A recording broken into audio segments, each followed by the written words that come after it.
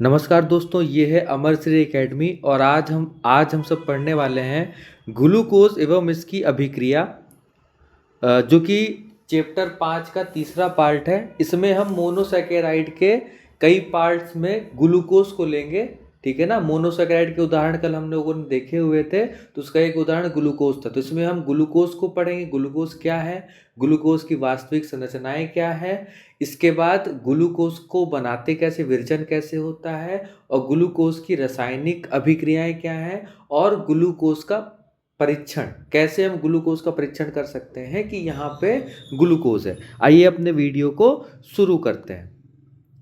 देखिए, सबसे पहले मोनोसैकेराइड के बारे में पढ़ लेते हैं कि मोनोसैकेराइड क्या है। इनको सरल शर्करा भी कहा जाता है क्योंकि इनका जल अपघटन नहीं होता है। अभी तक लगभग 20 मोनोसैकेराइड प्रकृति में ज्ञात है। मोनोसैकेराइड पॉलीहाइड्रिक एल्कोहलिक कार्बोनिल यौगिक के समान व्यवहार करती है।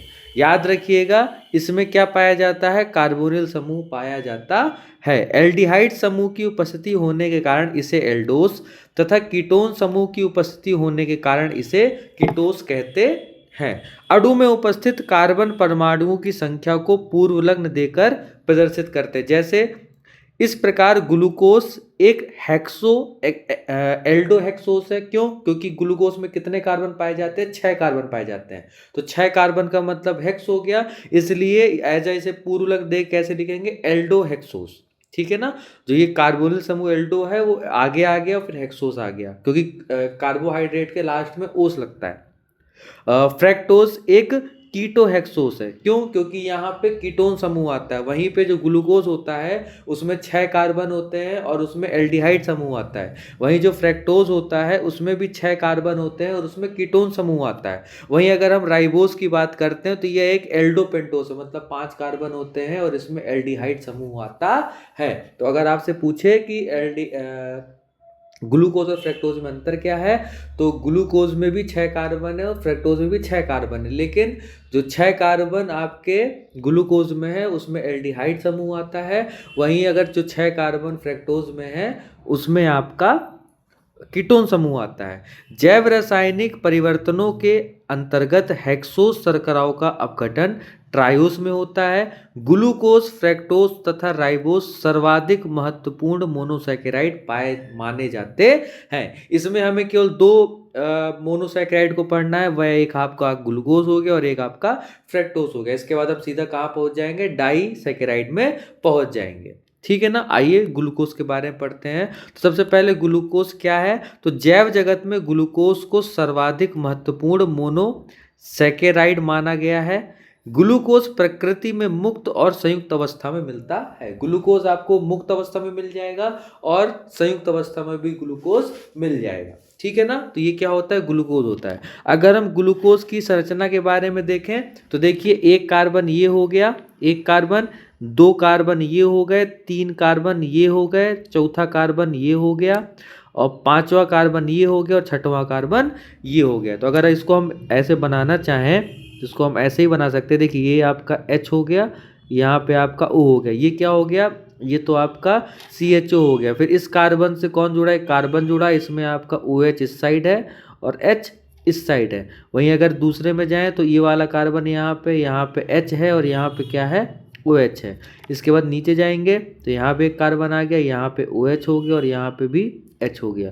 फिर 1 2 3 4 कार्बन, ये 5वां कार्बन यहाँ पे है, इसमें आपका OH आ गया और यहाँ पे आपका H आ गया, और फिर सबसे लास्ट में कौन आ गया, आपका C2OH आ गया। ठीक है ना। ये क्या होता है, ये आपका विस्तृत संरचना हो गई है आपकी ग्लूकोज की। अगर इसको हम सॉल्ट में लिखना चाहें तो इसको देखिए, यहाँ से यहाँ तक अगर आप गौर करके देखेंगे तो यहाँ से यहाँ तक क्या है आपका CHOH है। CHOH कितने हैं आपके, 4 हैं। कितने हैं, 4 हैं। तो आप एक और यहाँ पे इसको स्ट्रक्चर बना सकते हैं, CHO ब्रैकेट के अंदर CHOH का 4, क्योंकि कितने हैं, 1 2 3 और 4 है, इसलिए हमने इनको एक साथ लिख दिया CHOH, और सबसे लास्ट में क्या लिख दिया, CH2OH। ये क्या है आपका, ये आपका संक्षिप्त फॉर्म है। ठीक है ना, शॉर्ट फॉर्म है। ये कैसा फॉर्म है आपका, शॉर्ट फॉर्म है। ये कैसा फॉर्म है आपका, ये आपका लॉन्ग फॉर्म है। ये क्या है आपका, ये अगर आप इसको देखेंगे तो यह जो हम अधिकतर यूज करते हैं, याद रखिएगा ये सब क्या है, ये आपके कार्बन है। कितने कार्बन, 4 कार्बन। इसके बाद ये एक, ये 5वां हो गया और ये 6वां कार्बन हो गया। तो देख लीजिए ये आपका ये क्या है, ग्लूकोज की वास्तविक संरचना है। हम अधिकतर जो यहाँ पे यूज कर रहे होंगे, हम अधिकतर इस सॉल्ट संरचना का यूज कर रहे होंगे, CHO CHOH4। याद रखिए CH4 कहाँ से आ गए, ये जो हमने यहाँ पे बनाए हुए हैं 4, ठीक है ना, एक ये, एक ये, एक ये और एक ये क्या है आपके CHOH है। कितने हैं, 4 हैं। ठीक, आगे चलते हैं। अब हमें क्या पढ़ना है, अब हम पढ़ेंगे यहाँ पे कि ग्लूकोज बनाने की विधियां क्या है। ठीक है, तो सब एक हम बना सकते हैं सुक्रोज द्वारा। सुक्रोज क्या होता है, सुक्रोज को हम चीनी कहते हैं। ठीक है, इसी को हम क्या कहते हैं, इसी को हम ईचू ईचू शर्करा भी कहते हैं। ईचू क्या होता है, गन्ना होता है, तो गन्ने के द्वारा जो शक्कर पाई जाती है, जो चीनी पाई जाती है, उसे क्या बोलते हैं, सुक्रोज कहते हैं। तो सुक्रोज को हम चीनी भी कहते हैं या इसी को ईचू शर्करा से भी कह सकते हैं। ठीक है ना, तो याद रखिएगा सुक्रोज का 2 नाम और है, चीनी और ईचू शर्करा। तो सुक्रोज को तनु HCl अथवा H2SO4 के साथ एल्कोहलिक विलयन में क्वथन करने पर, क्वथन मतलब बॉईल करने पर, ठीक है ना, क्वथन करने का मतलब बॉईल करने पर, ठीक है ना, बॉइलिंग करने पर या बॉईल करने पर ग्लूकोज तथा फ्रैक्टोज समान मात्रा में प्राप्त होते हैं। हमने यहाँ पे देखिए सुक्रोज का सूत्र ले रखा है C12H22 और O11। ठीक है ना, ये क्या है आपका, किसका सूत्र है, ये आपके सुक्रोज का सूत्र है। याद रखिए किसका सूत्र है, सुक्रोज का सूत्र है। इसको हमने क्या कराया है, जल अपघटन कराया हुआ है यहाँ पे। ठीक है ना, H2O के साथ अभिक्रिया कराया है, किसमें, एल्कोहलिक उसमें। ठीक है ना, किसके साथ में, और HCl और H2SO4 के साथ भी। तो यहाँ पे क्या हो जाता है, यहाँ पे ग्लूकोज अलग हो जाता है, फ्रैक्टोज अलग हो। याद रखिए ग्लूकोज और फ्रैक्टोज का जो सूत्र है, जो संक्षिप्त सूत्र एकदम अणु सूत्र जो है वो समान होगा, C6H12O6। और फ्रैक्टोज का भी जो अणु सूत्र होता है वो क्या होता है, समान होता है। ये क्या इसका, यह इसका अणु सूत्र है। ठीक है ना, तो ग्लूकोज और फ्रैक्टोज का अणु सूत्र क्या होता है, समान होता है। तो हमने क्या किया, सुक्रोज को हमने HCl और H2SO4 के साथ एल्कोहलिक विलयन में बॉईल कराया। बॉईल कराने पर हमें क्या मिल गया, ग्लूकोज और फ्रैक्टोज मिल गया। इस प्रकार हमें क्या मिला, ग्लूकोज का विरचन हो गया। याद रखिए फ्रैक्टोज के भी विरचन में काम आएगा। इसी तरह ग्लूकोज का विरचन भी हुआ और इसी तरह फ्रैक्टोज का विरचन। तो एक तीर से 2 निशाने। अगर आपसे पूछे कि ग्लूकोज का विरचन क्या है तो आप ये याद कर सकते हैं। अगर आपसे पूछता है कि फ्रैक्टोज का विरचन क्या होता है तो फ्रैक्टोज के विरचन की भी रासायनिक विधि यही होगी। इसके बाद एक और होता है आपका स्टार्च द्वारा। स्टार्च क्या था आपका, स्टार्च हमने पढ़ा था कि पॉलीसैकेराइड था। सेलुलोज और स्टार्च क्या होता है, पॉलीसैकेराइड होता है। सुक्रोज क्या होता है आपका, डाइसैकेराइड होता है। तो डाइसैकेराइड से हमने पढ़ लिया कैसे हम मोनोसैकेराइड बना रहे हैं। अब हम पॉलीसैकेराइड से कैसे बनाएंगे। पॉलीसैकेराइड में क्या होता था, बहुत सारे कार्बन की श्रृंखलाएं होती थी वहाँ पे, है ना। अत्यधिक ज़्यादा जो आपके अत्यधिक जो कार्बन है वह आपके ग्लाइकोसाइडिक बॉन्ड द्वारा जुड़े होते थे। तो ये क्या होता था आपका, ये आपका मतलब जो मोनोसैकेराइड होते थे वह ग्लाइकोसाइडिक बॉन्ड द्वारा जुड़े होते थे, तो क्या कहलाता था, वह आपका पॉलीसैकेराइड कहलाता था। तो जो स्टार्च है वह पॉलीसैकेराइड के अंतर्गत आता है। तो औद्योगिक स्तर पर ग्लूकोज को स्टार्च के जल अपघटन से प्राप्त किया जाता है। इसके लिए स्टार्च को तनु H2SO4 के साथ 393 केल्विन दाब पर क्वथन किया जाता है, मतलब बॉईल किया जाता है। तो देखिए ये आपका स्टार्च का सूत्र हो गया C6H10O5 और N क्या रिप्रेजेंट कर रहा है, N मतलब अत्यधिक, बहुत ज़्यादा, असंख्य बोलते थे ना कि असंख्य मात्रा पे आपका मोनोसैकेराइड ग्लाइकोसाइडिक बंध द्वारा जुड़ा हुआ है। तो असंख्य जिसका कोई नंबर ही नहीं है तो हमने उसको क्या मान लिया, असंख्य को N मान लिया। उसके साथ हमने क्या लिया है, हमने उसको NH2 ले लिया। ठीक है ना, इसको क्या पढ़ते हैं, इसी को स्टार्च ही बोलते हैं। इसी का ये अणुसूत्र जो है सेलुलोज का भी है। इसके साथ हमने क्या किया, हमने जल अपघटन कराया, जल के साथ अभिक्रिया कराया, किसकी उपस्थिति में, H2SO4 की उपस्थिति में और 393 केल्विन दाब पे। तो हमें क्या मिल गया, हमें ग्लूकोज मिल गया। मतलब ये जो आपका पॉलीसैकेराइड था किसमें टूट गया, ये आपका बहुत सारे ग्लूकोज के अणुओं में टूट गया। तो बहुत सारे ग्लूकोज के अणु से मतलब नहीं है, लेकिन हमें क्या मिला है, ग्लूकोज मिला हुआ है। तो यहाँ से क्या किसका निर्माण हो गया, यहाँ से आपका ग्लूकोज का निर्माण हो गया। तो ग्लूकोज का निर्माण 2 तरह से किया गया, एक सुक्रोज द्वारा डाइसैकेराइड के द्वारा, वहीं स्टार्च द्वारा। स्टार्च क्या होता है आपका, पॉलीसैकेराइड होता है। तो डाइसैकेराइड से मोनोसैकेराइड बनाना अर्थात ग्लूकोज बनाना, वहीं पे पॉलीसैकेराइड से भी किसको हमने बनाया हुआ है, मोनोसैकेराइड अर्थात ग्लूकोज को बनाया हुआ है। तो ये थे आपके ग्लूकोज के बनाने की विधि या ग्लूकोज के विरचन की विधियाँ। अगर पेपर में आए तो हम इसको कर सकते हैं, बहुत आसान है। तो हम यहाँ पे क्या पढ़ने वाले हैं, हम यहाँ पे ग्लूकोज के रासायनिक गुण पढ़ने वाले हैं। ग्लूकोज के रासायनिक गुण का मतलब क्या होगा, ग्लूकोज की रासायनिक अभिक्रियाएं। ग्लूकोज का हम किसके साथ अभिक्रिया कराएंगे, तो HI के साथ कराएंगे, हाइड्रोक्सिल एमीन के साथ अभिक्रिया कराएंगे, HCN के साथ अभिक्रिया कराएंगे, ब्रोमीन जल के साथ अभिक्रिया कराएंगे, एसिटिक एनहाइड्राइड के साथ कराएंगे। तो एसिटिक एनहाइड्राइड क्या होता है, यहाँ पे आपका C, यहाँ पे आपका CH3 हो गया, यहाँ पे भी आपका C होगा, इसमें भी डबल बॉन्ड हो जाएगा और यहाँ पे आपका CH3 हो जाएगा। ये क्या कहलाता है, ये आपका एसिटिक एनहाइड्राइड कहलाता है। वहीं इसके बाद नाइट्रिक अम्ल के द्वारा ऑक्सीकरण होगा और उपचयन होगा। याद रखिए ये आपका इम्पॉर्टेंट है, क्योंकि यह प्रीवियस पेपर में क्वेश्चन आ चुका है, ठीक है ना। ये आपके प्रीवियस ईयर पेपर में आ चुका है। किस तरह से पूछ चुका है, 2 तरह से। ग्लूकोज की 5 रासायनिक अभिक्रियाओं को लिखिए, या ग्लूकोज की निम्न के साथ अभिक्रिया कराइए, और इनमें से 4-5 को वहां पे दिया गया था। कितने नंबर का आया था, 5 नंबर का आया हुआ था। तो याद रखिए ये इंपॉर्टेंट है, पेपर में आ सकता है, तो थोड़ा सा इस पे फोकस करिएगा। आगे बढ़ते हैं इसमें।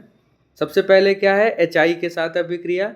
तो HI क्या होता है आपका, जो आपका HI के साथ क्या करना है हमें, HI के साथ लंबे समय तक गर्म करने पर यह N-हेक्सेन देता है, जो यह प्रदर्शित करता है कि सभी 6 कार्बन परमाणु एक ऋजु श्रृंखला में रह रहे होते हैं। अगर आप इसका एक ओरिजिनल जो बनाएंगे, ठीक है ना, इसका ओरिजिनल अगर आप बनाना चाहें तो CO, फिर यहाँ पे C हो गया, फिर एक ये C, फिर एक ये C, फिर ये C, तो ये 4 जो आपके ये C हो गए।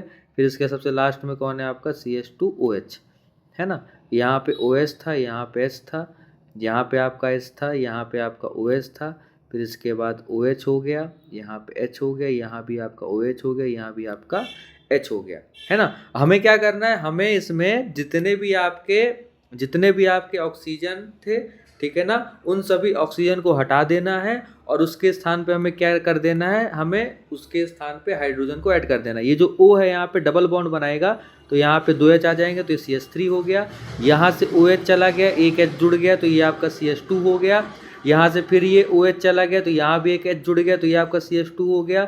यहाँ से भी OH गया, इसके स्थान पे H आ गया, तो ये भी CH2 हो गया। यहाँ से भी OH गया, यहाँ पे भी H आ गया, तो यहाँ पे ये भी क्या हो गया, CH2 हो गया, है ना। और लास्ट में यहाँ पे OH चला गया, इसके स्थान पे एक H लग गया, तो 2 तो पहले से थे, एक H और आ गया, तो ये हो गया आपका CH3। तो इस प्रकार क्या होता है, इस प्रकार यहाँ पे N-हेक्सेन आपको प्राप्त होता है। N-हेक्सेन क्या है आपका, N लगा हुआ है नॉर्मल, ये आपका एक समान नाम है, याद रखिएगा। ये क्या है आपका, ये आपका ग्लूकोज है। इसको हमने जब वास्तविक संरचना भी हमने पढ़ा था, तो हमने इसको शॉर्ट फॉर्म में लिखा हुआ था। तो ये क्या है, अगर HI के साथ बहुत लंबे समय तक गर्म करते हैं, तो जितने भी OH होते हैं वो सारे हट जाते हैं, उसके स्थान पे कौन आ जाता है, H आ जाता है। इस प्रकार क्या हमें मिल जाता है, N-हेक्सेन प्राप्त हो जाता है। इसके बाद दूसरा क्या है, अगला है आपका हाइड्रोक्सिल एमीन। हाइड्रोक्सिल एमीन क्या होता है आपका, NH2OH। अब अगर आप NH2OH को गौर करके देखेंगे, तो यहाँ पे क्या होगा, यहाँ पे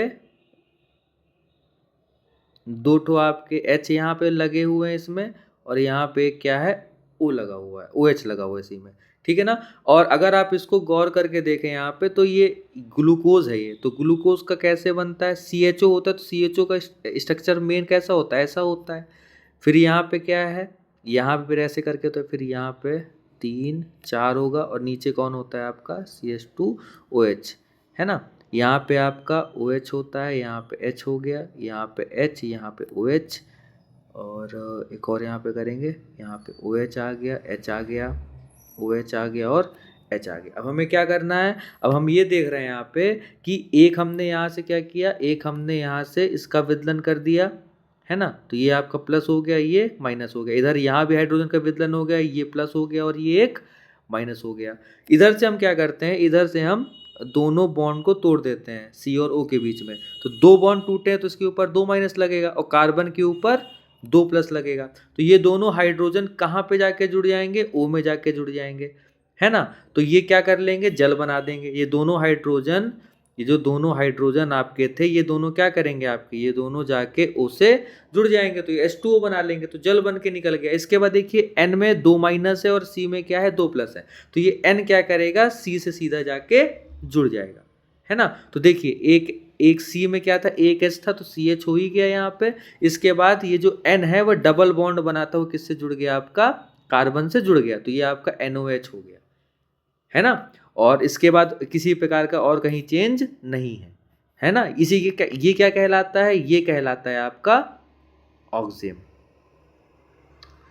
ठीक है ना। तो याद रखिए अगर आपसे क्वेश्चन पूछ लेता है कि ग्लूकोज से ऑक्सीजन बनाइए तो हमें किसके साथ अभिक्रिया कराना है, हमें अभिक्रिया कराना है हाइड्रोक्सिल एमीन के साथ। किसमें परिवर्तन हुआ आपका, किसमें परिवर्तन हुआ, केवल यहाँ परिवर्तन हुआ और यहाँ परिवर्तन हुआ है। ये दोनों जो H थे ये दोनों H इस ऑक्सीजन के साथ चले गए और N किसके साथ जुड़ गया, कार्बन के साथ जुड़ गया।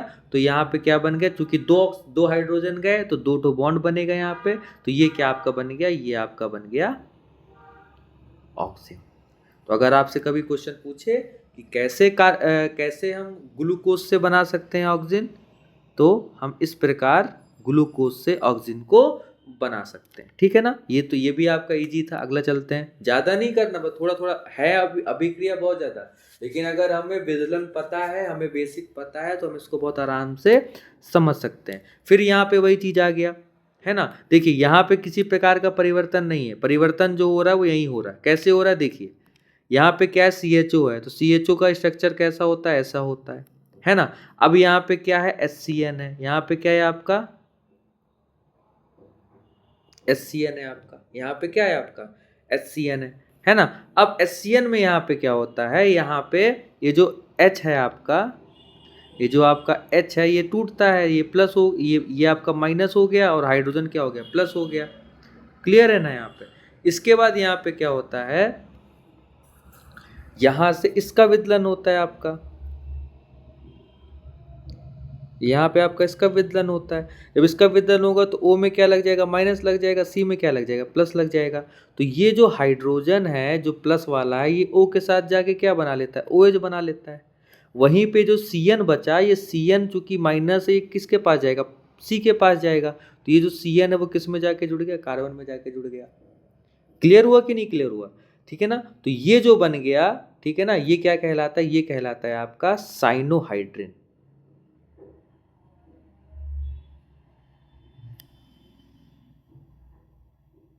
ये क्या हो गया आपका, साइनोहाइड्रिन हो गया, ठीक है ना। अच्छा एक और चीज पूछे, अगर आपसे पूछे कि वह कौन सी रिएक्शन है जो ये प्रूव करती है कि ग्लूकोज में कार्बोनिल समूह होता है, तो याद रखिए यह ग्लूकोज में कार्बोनिल समूह की उपस्थिति भी सिद्ध करती है। किसके द्वारा, HCN के द्वारा। क्योंकि अगर CHO होगा, कोई कार्बोनिल समूह होगा, तभी यहाँ पे जो आपका हाइड्रोजन साइनाइड है आपका HCN है यहाँ पे, ये क्या कर पाएगा, रिएक्शन कर पाएगा। अगर ये नहीं होगा तो किसी प्रकार की रिएक्शन नहीं होगी। फिर से समझ लीजिए यहाँ पे क्या हुआ, यहाँ पे C और O के बीच में जो बॉन्ड था टूट गया तो प्लस माइनस हो गया। वहीं पे HCN में H और C के बीच में बॉन्ड का विदलन हुआ, H चूंकि प्लस था O माइनस था तो H O के साथ मिलके OH बना दिया। वहीं जो CN था वो माइनस था और C क्या था, वो प्लस था, तो ये क्या किया, इसके साथ जुड़ के इसने CN बना लिया। तो ये क्या बना, ये आपका ग्लूकोज से क्या बना, ये क्या है आपका, ये आपका ग्लूकोज है, ठीक है ना। तो ग्लूकोज से हमने क्या बना लिया, साइनोहाइड्रिन बना लिया। अभी हम ऊपर में ही परिवर्तन देख रहे हैं। इससे पहले वाले में क्या देखे थे, जितना भी OH था उन सबको हमने क्या कर दिया था, हटा दिया था, है ना। चलिए आगे बढ़ते हैं। इसके बाद है ब्रोमीन जल के साथ। तो इसमें क्या करना होता है, ग्लूकोज ब्रोमीन जल जैसे दुर्बल ऑक्सीकरण कर्मक द्वारा ऑक्सीकरण से 6 कार्बन परमाणु युक्त कार्बोक्सिलिक अम्ल ग्लूकोनिक अम्ल देता है। यह ग्लूकोज में कार्बोनिल समूह के एल्डिहाइड होने की पुष्टि करता है। अब इसमें क्या हुआ, इसमें भी देखिए कुछ नहीं हुआ, हमने Br2 में रख दिया। तो जब हमने यहाँ पे Br2 में रख दिया तो ये ऐसा ही था, आपका H था, तो यहाँ से क्या हुआ, ये H हट गया, ये H क्या हो गया, जब हमने इसको Br2 जल के साथ रखा तो जल है वहाँ पे, तो जल क्या बनाता है, जल आपका बनाता है OH माइनस और H प्लस बनाता है ना। तो ये H जो है H के साथ मिलके क्या बना लिया, जल बना लिया। वहीं जो OH माइनस था वह C में जाके जुड़ गया, तो ये क्या बन गया आपका OH। इसे हम क्या बोलते हैं, इसे हम बोलते हैं COO H। तो देखिए CHO के स्थान पे कौन लग गया, COOH लग गया, कार्बोक्सिल समूह लग गया। तो अगर आपसे पूछ ले कि ऐसा कौन सा समीकरण है या ऐसी कौन सी अभिक्रिया जो बताती है कि कार्बोनिल समूह तो है ग्लूकोज में लेकिन वो एल्डिहाइड है, तो याद रखिएगा अगर हम ग्लूकोज की जल के साथ अभिक्रिया करा दें, है ना, तो हमें क्या मिलता है, ग्लूकोनिक अम्ल। इसे क्या पढ़ते हैं, इसे हम पढ़ते हैं ग्लूकोनिक अम्ल पढ़ते हैं। तो ये ग्लूकोनिक अम्ल क्या होता है, ग्लूकोनिक अम्ल में कुछ नहीं होता, ग्लूकोज का CHO हट के क्या लग जाता है, COOH लग जाता है, तो उसे हम क्या पढ़ देते हैं, ग्लूकोनिक अम्ल बोल देते हैं। ठीक है ना, तो ये चीज याद रखिएगा। ये क्या बताता है, ये बताता है कि ग्लूकोज में कार्बोनिल समूह में एल्डिहाइड ही है। अगर यहाँ पे एल्डिहाइड नहीं होता तो यह अभिक्रिया संभव ही नहीं होती। क्लियर हो गया, क्या परिवर्तन हुआ, परिवर्तन बस इतना हुआ कि CH जो आपका यहाँ पे CHO था, इस CHO के स्थान पे कौन आ गया, COOH आ गया। किसके साथ अभिक्रिया करने पर, Br2 के साथ अभिक्रिया करने पर। ठीक है ना, आगे बढ़ते हैं। इसके बाद क्या है आपका एसिटिक एनहाइड्राइड। मैंने अभी आपको इसका एसिटिक जो एनहाइड्राइड था इसका मैंने क्या बताया था, संरचना बताई थी। ये O होता है, इसमें आपका C लगता है, यहाँ भी एक आपका O से आपका C लगता है, ये C से आपका CH3 जुड़ा होता है और यहाँ से भी क्या जुड़ा होता है आपका CH3, और इस C में क्या होता है, O जुड़ा होता है। ठीक है ना, तो इसमें क्या होता है, जो इसे क्या बोलते हैं, इसे हम बोलते हैं एसिटिक एनहाइड्राइड। इसे हम क्या बोलते हैं, इसे हम बोलते हैं एसिटिक एनहाइड्राइड। तो यहाँ पे क्या होता है, यहाँ पे कुछ नहीं होता, यहाँ से ये चीज का विदलन हो जाता है।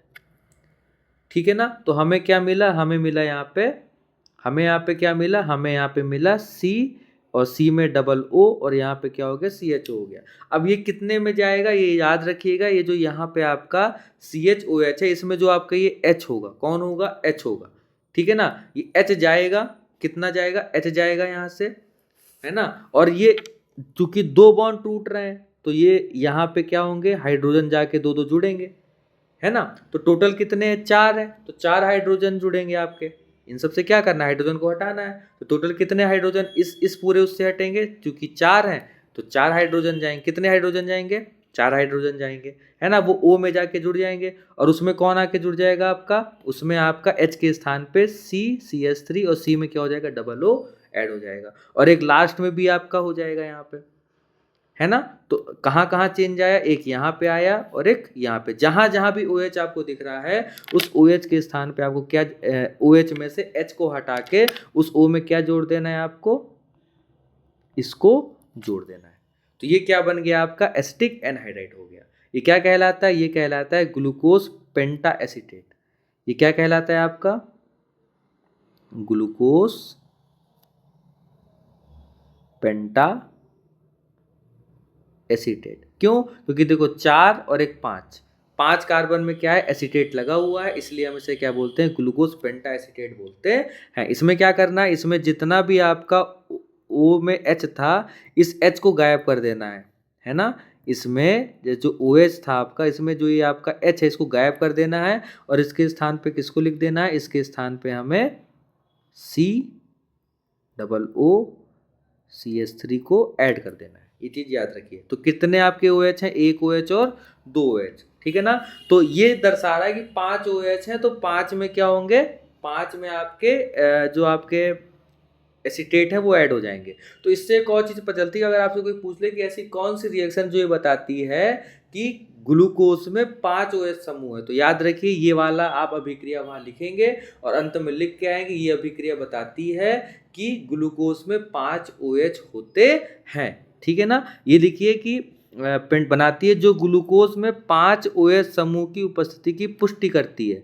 चूंकि ग्लूकोज स्थायी यौगिक है अतः 5 OH समूह भिन्न भिन्न कार्बन परमाणु से जुड़े होने चाहिए। मतलब एक ही कार्बन परमाणु पे एक OH ही रहेगा, एक कार्बन परमाणु पे बहुत सारे OH नहीं जुड़े हुए हैं, है ना। तो जितने भी आपके OH हैं उनके स्थान पे किसको ऐड कर देना है, इसको ऐड कर देना, एसीटेट को ऐड कर देना। तो देखिए यहाँ पे CHO था, CHO आ गया, यहाँ पे OH के स्थान पे क्या आ गया, OH में से H के स्थान पे कौन आ गया, O तो रहेगा ही रहेगा, O तो है अपनी जगह पे। इसके बाद H के स्थान पे कौन आ गया, इसके बाद H के स्थान पे कौन आ गया, H के स्थान पे आ गया ये, ठीक है ना। तो ये देखिए यहाँ पे आ गया, इसी तरह यहाँ भी आपका OH था, तो इसमें H के स्थान H हट जाएगा, H के स्थान पे कौन आ जाएगा, ये आ जाएगा। ये देखिए, ठीक है ना।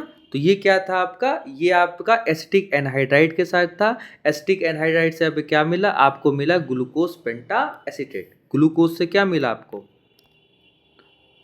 ग्लूकोज से आपको क्या मिला, एसिटिक पेंटा ग्लूकोज पेंटा एसीटेट, ठीक है ना। आगे चलते हैं।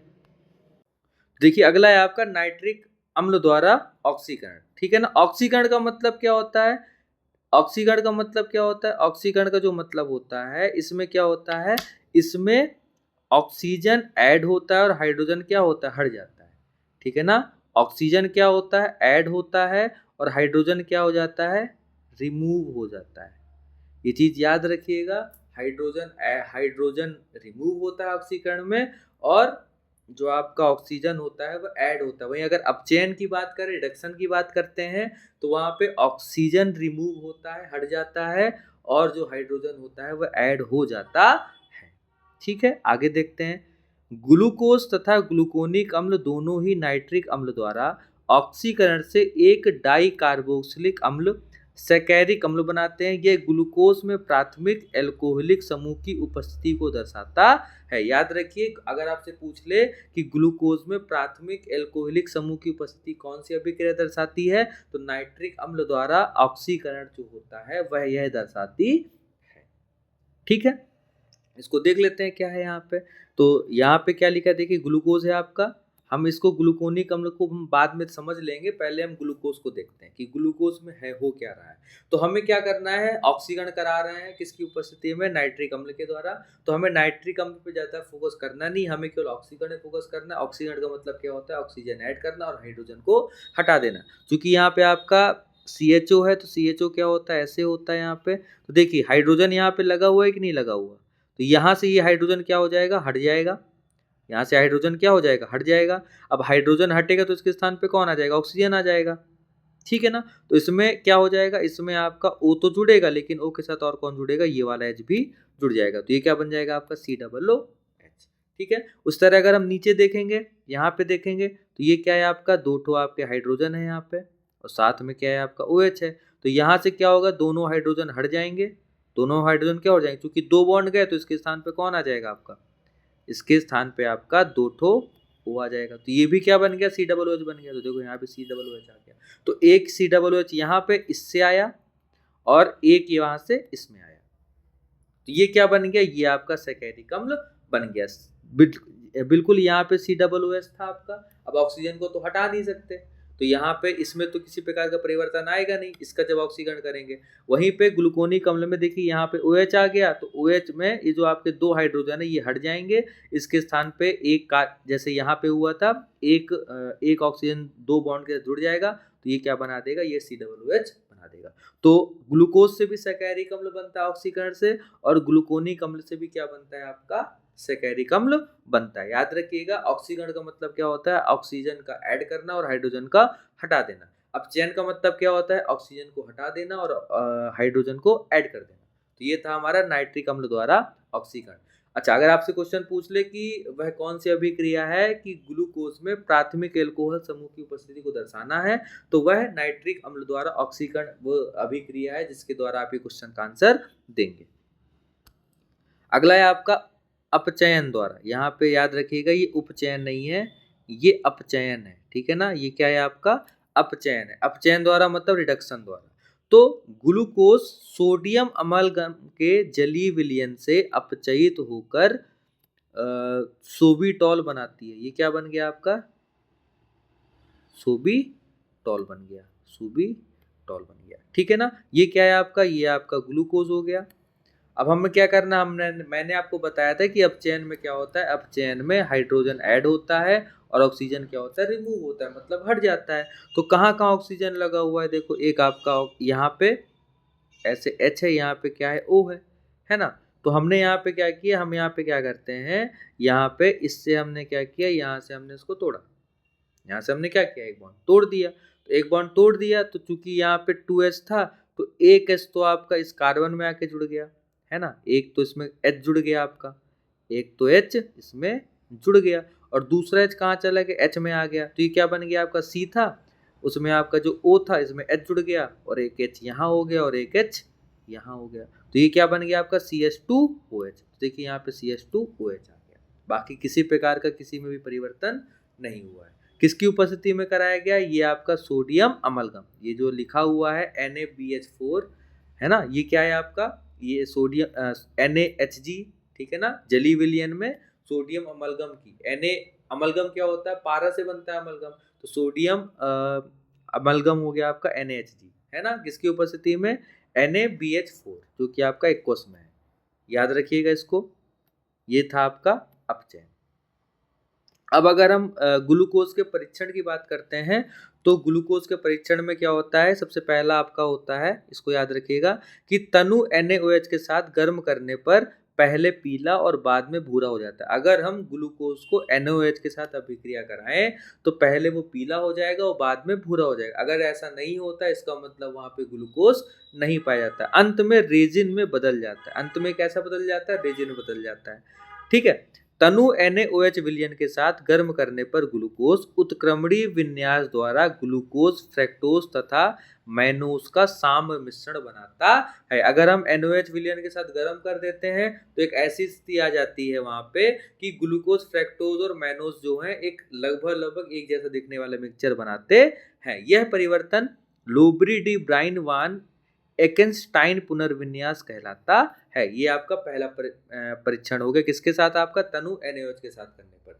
तनु NaOH के साथ गर्म करेंगे तो पहला पीला और बाद में अगर भूरा हो जाता है, बाद में रेजिन में कन्वर्ट हो जाता है, तो ये कहलाता है आपका ग्लूकोज।